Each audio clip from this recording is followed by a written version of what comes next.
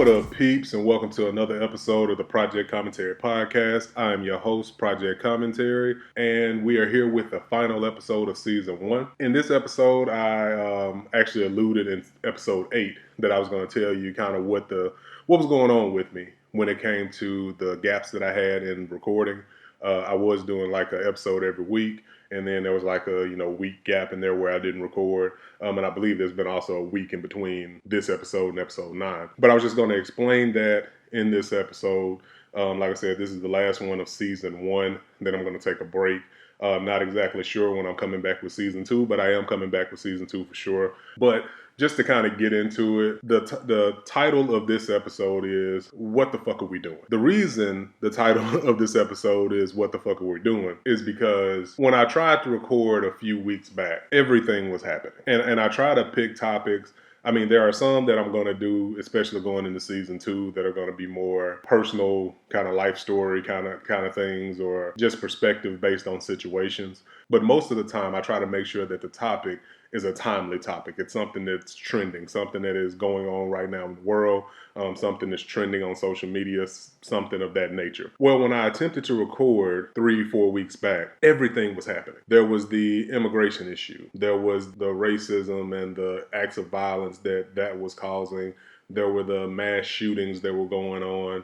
There were all these things happening in the world, and it made it hard to pick a particular topic. So as I started to record, I would, start talking about immigration or something like that. And as I'm saying the word, I would just stop. And I would stop because it was stupid. The things that I was saying, what I was saying was stupid. It was stupid because I had to say it. It was stupid because I'm actually having to say these words out loud because there are people that don't understand this. This isn't common sense to them. I tried to talk about gun violence and, the mass shootings that we were having. Once again, I would get into my argument about 5-6 minutes in, and I would just stop. And I would just stop recording because I'm like, this is stupid. The fact that I am having to say this out loud as if people don't already know this is absolutely ridiculous. Same thing with the abortion thing. I attempted to do an episode on that. Got halfway in and I'm like, this is stupid. I couldn't get my thoughts together in a way that allowed me to publish the content and feel as though, for me, I didn't feel like I was saying anything that was different. I didn't feel like I was saying anything that was new, and I didn't feel like I was saying anything that would be thought-provoking. I did have to understand that not everyone thinks like me, and for that reason, I probably should have just gone ahead and put those episodes out.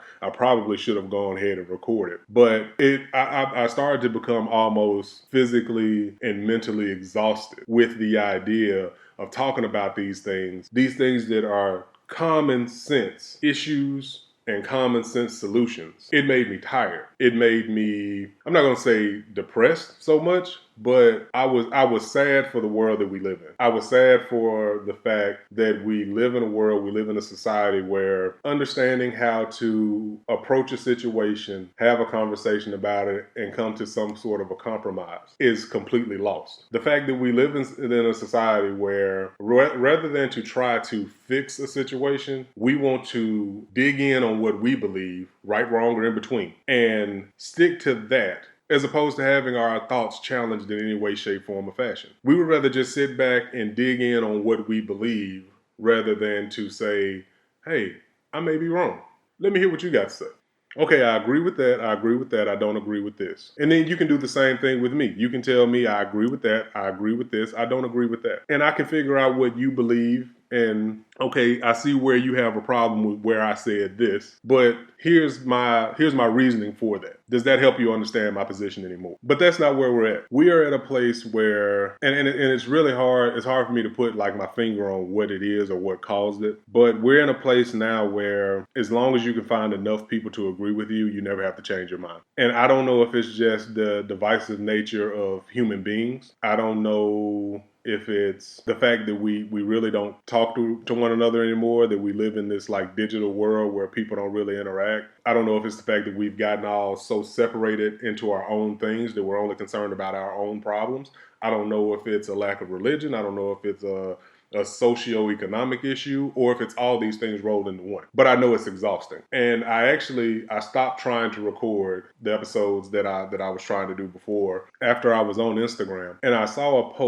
two posts back to back. One was for bulletproof backpacks. It was an ad. It was a company that was selling bulletproof backpacks that were basically backpacks made out of bulletproof vest material for like $120 because they said that was the best way to protect your kid against a school shooter. And then the next post, like a few posts down, was about a school and they were doing active shooter drills in the school. But this one was a little bit different because I know a lot of schools do this. This one, they actually had a police officer walking through the school and he was firing blanks in the school so that the kids and the teachers and administrators would know what a gun sounds like going off in their building. While they were doing this, they were of course filming the kids' reaction and they looked terrified. And now don't get it twisted. I know that to a certain extent something has to be done and this is the world these kids live in. But my bigger issue with it was not necessarily what they were doing, not the fact that they're selling bulletproof backpacks, not the fact that we're doing active shooter drills in schools and basically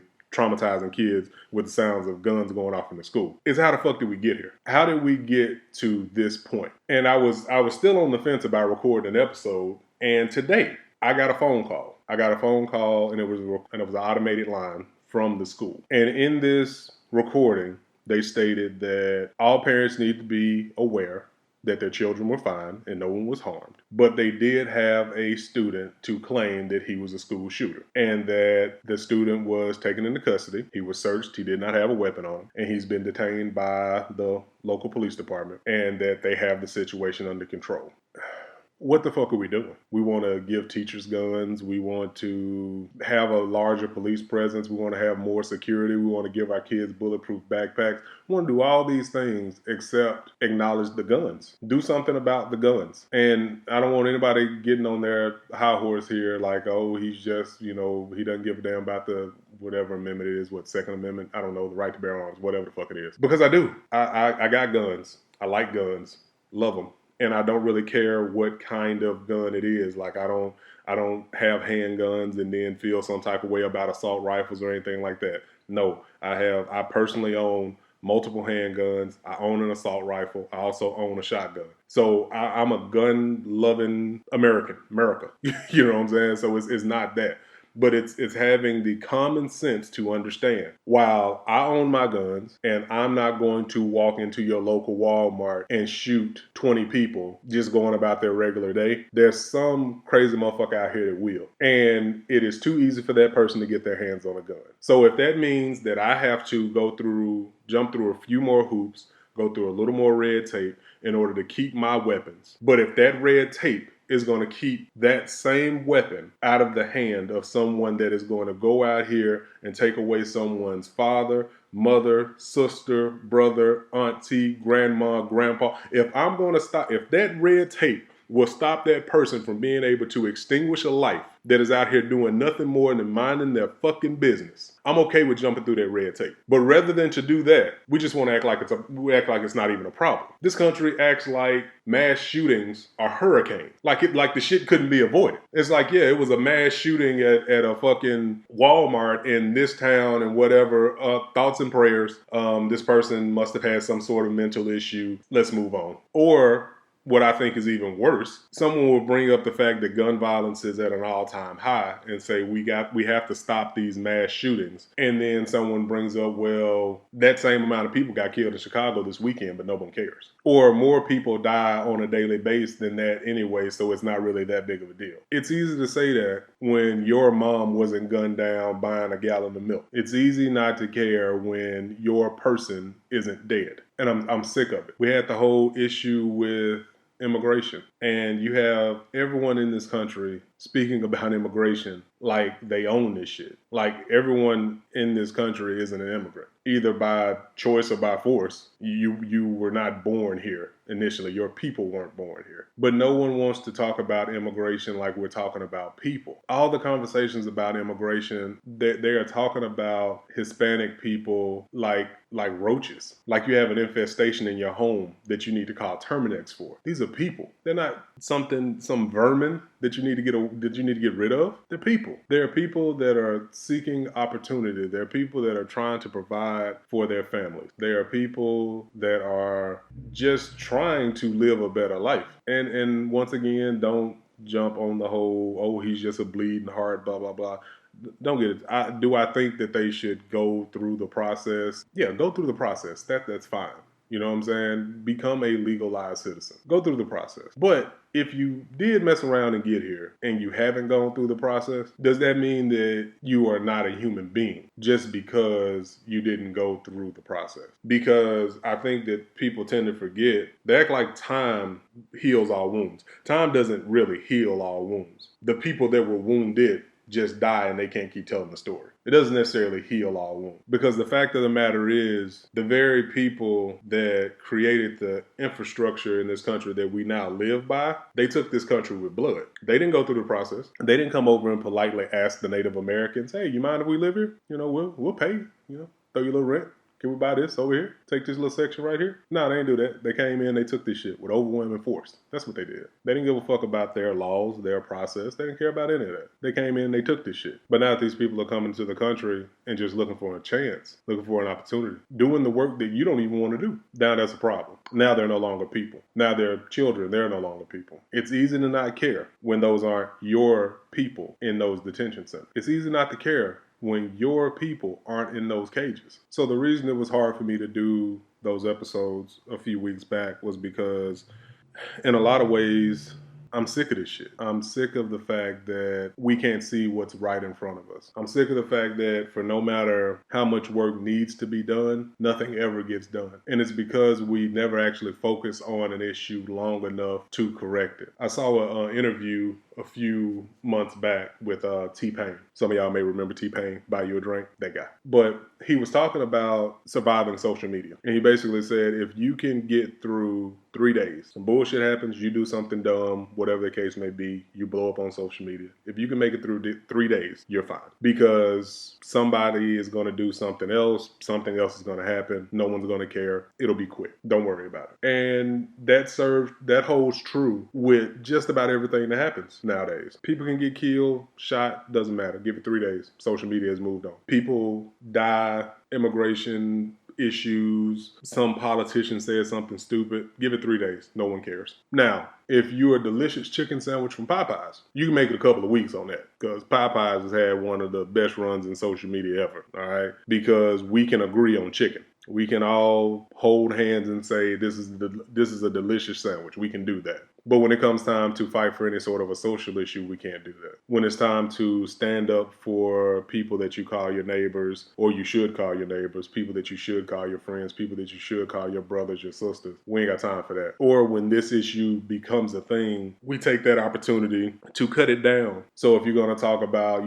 Black Lives Matter, it's no, all lives matter. It's like, well, we know that, but you're not getting killed like us. Nobody ever said other people's lives didn't matter. What we're saying is that it seems that black people's lives don't. It's not the same thing. When we talk about we need to have more strict gun laws, and then someone takes the time to point out that mass shootings don't account for as many murders, and it's more gang violence, and it's more this, and it's more that. Well, we know that that's an issue. But we're talking about this homegrown terrorism that we need to do something about. But no, you want to take away from that issue by bringing up every other issue that we have. And what it does is it creates this cycle where we talk about it, nothing happens. And then it comes back, and we talk about it some more. But there's never any actionable items that go along with it. We talk about it a lot. And social media has made that a lot easier because now everybody gets to talk about it. But nobody's doing anything because we've gotten into this dangerous cycle of problem, thoughts and prayers, deflect, then it dies. And then when it comes back, we do the same thing again. There's a problem, thoughts and prayers, few suggestions, nothing ever happens, and then it comes back. And that's why I say, what the fuck are we doing? We are getting nowhere. For as many connections as we have now, for as easy as it is to get a message out, for as easy as it is, or as easy as it should be to connect people, we are as divided as we've ever been. This is a very small thing that I do here. This podcast, I enjoy it. But I understand it's not something huge. It's not national. It's none of those things. But it makes doing things like this very hard when you're able to see so much injustice, so much ignorance, so much stupidity on a daily basis. And it's almost become laughable. Like I seriously, I see things and I see what people say about things. I see these comments and I laugh on the inside almost because it hurts so bad. It's like, this person actually believes this shit. They took time out of their day to write this comment. They honestly believe that shit. Or they actually said that shit. Given the history of this and this and this and this, they honestly believe that's a thing. One of my favorite quotes is from author James Baldwin, and I think it sums up kind of where we are right now. It made a lot of sense when he said it then, and still makes sense today. Not everything that is faced can be changed, but nothing can be changed until it is faced. Until next season, y'all take care of yourself out there. Peace. What is it you wanted me to reconcile myself to? I was born here almost 60 years ago. I'm not going to live another 60 years. You always told me it takes time. It's taken my father's time, my mother's time, my uncle's time, my brother's and my sister's time, my nieces and my nephew's time. How much time do you want for your progress?